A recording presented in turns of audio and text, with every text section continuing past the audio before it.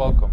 Today I'll be briefly discussing 5 points to help you decide about investing in Dubai versus your home country.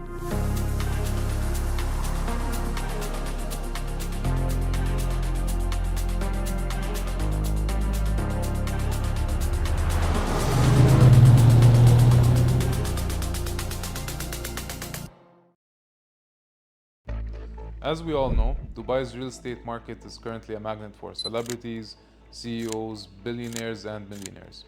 However, you could also invest here for as low as 137,000 US dollars or 500,000 dirhams.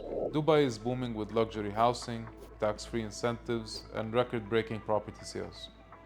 Prices per square foot are hitting new heights, and investors are spending millions. The city has now become a global business center and a luxury destination. Let's take, for example, you're in India and you have 1 crore. You could invest this in Mumbai, Delhi, or Dubai. But fast forward 10 years, in Mumbai, that property could become 1.5 crore, basically a 4.5% growth annual. In Delhi, 1.4 crore. In Dubai, a jump to 2 to 2.5 crores. Rental income also paints a clearer picture. With Mumbai, the property would generate almost 30,000 to 40,000 lakhs per month. Delhi, 25,000 to 35,000 lakhs per month. In Dubai, however, 70,000 to 1.2 crore per month. And here's the kicker. India's taxes rental income at around 20 to 30%. Dubai, 0% tax on rental income, capital gains, or property ownership. That's why India's wealthiest, like Shah Rukh Khan and Mukesh Ambani, are investing here. Ambani alone has spent $238 million on Dubai villas. Other global celebrities like David Beckham and Victoria Beckham are among his neighbors. In contrast, Mumbai and Delhi offer limited space, poor infrastructure, and congestion. Dubai offers luxury apartments, high-speed roads, and clean surroundings with zero property tax. Let's examine the real risks and opportunities of Dubai's real estate boom. We have 5 key pillars of real estate success or collapse. Then if the first point would be capital appreciation. So let's take the annual growth rates of London, which would be at 4%, New York, 6%, Mumbai, 4 to 5%, and Dubai finally at 5 to 8%, with some cases even far exceeding this. So a $1 million investment in Dubai in 2015 would now be worth $2 million, with zero capital gains tax, unlike 20% taxes in India, US, or UK. Number 2 would be rental yields. Annual rental returns on a $1 million property, like London, would generate almost $30,000 to $45,000 per year. New York, $40,000 to $55,000 per year.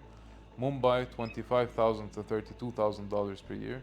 Dubai stays on top with $50,000 to $85,000 per year. In addition to this, we have zero tax on that income. So it's easy to see why investors are pouring their money into Dubai. The third point would be supply versus demand. Overbuilding can crash a market. Just look at China or the US during the 2008 crash.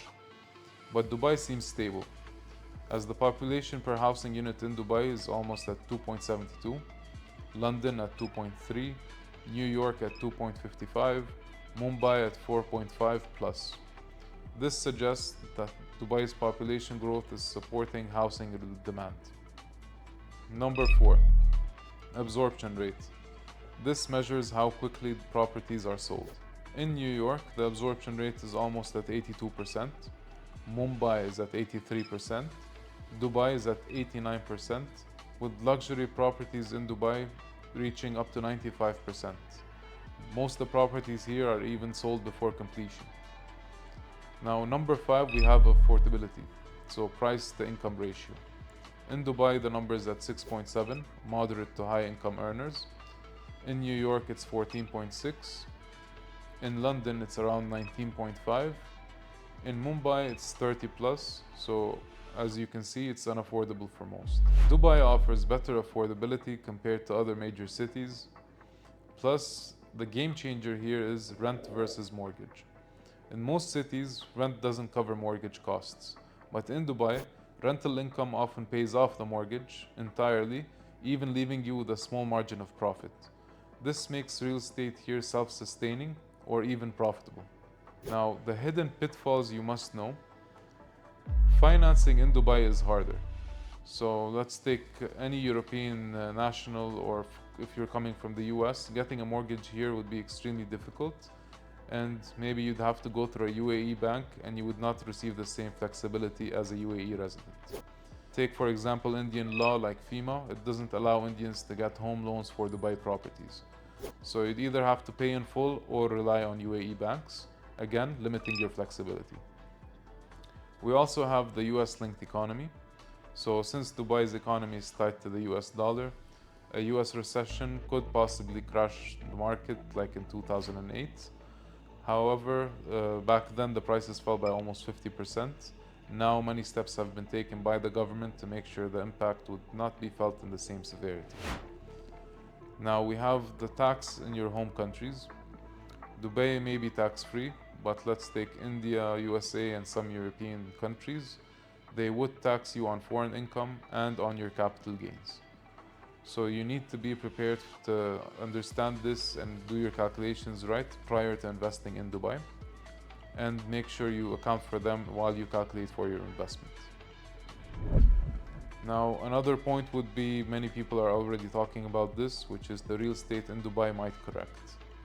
It is possible, especially with some segments of housing. However, because of the 2040 Urban Master Plan, we're getting a huge influx of people and it's constantly creating a demand. So whatever supply is there is mostly getting sold out, and a lot of end users or people who were renting are now buying through mortgage. So the worst thing to do here in Dubai is to invest with the wrong developer. Each developer offers different amenities, different qualities, and they can produce different yields, rental yields, and capital appreciation. Where to invest in Dubai? Dubai's market is split into 4 categories based on price and returns. So our first segment would be ultra luxury, which is $2 million plus, which can result in high appreciation, however low rental yields, up to 5 to 7%. So then we have the segment of high-end luxury, which is $800,000 to $2.7 million. It gives you decent appreciation and better rental yields from 6 to 8%. Mid-range segment, which is $300,000 to $800,000, gives you strong appreciation plus high rental returns, which could be the best choice for first-time investors. And these would go, like, the best investments would be with boutique developers. So you can start with boutique developers or townhouse communities. Then we have the segment of affordable housing, which is $270,000 or less. They offer high rental yields, 8 to 9%. With entry-level opportunities, you can find options in Dubai South, which will appreciate heavily with time. Last thing you can do is get short-term studio rentals, which generate 10% plus. And they are in high demand, but low in appreciation and not ideal for everyone due to management challenges. So let's recap our final thoughts. Dubai's real estate market offers high growth, great rental income, and no local taxes. But it does come with some hidden factors: limited financing for international buyers, exposure to US economic conditions, less than 2008, but it's still a factor, tax liability in your home country. So if you invest smartly, choose the right segment, and plan long-term, Dubai can be your best investment decision. But without proper strategy, it can just as easily become a financial trap.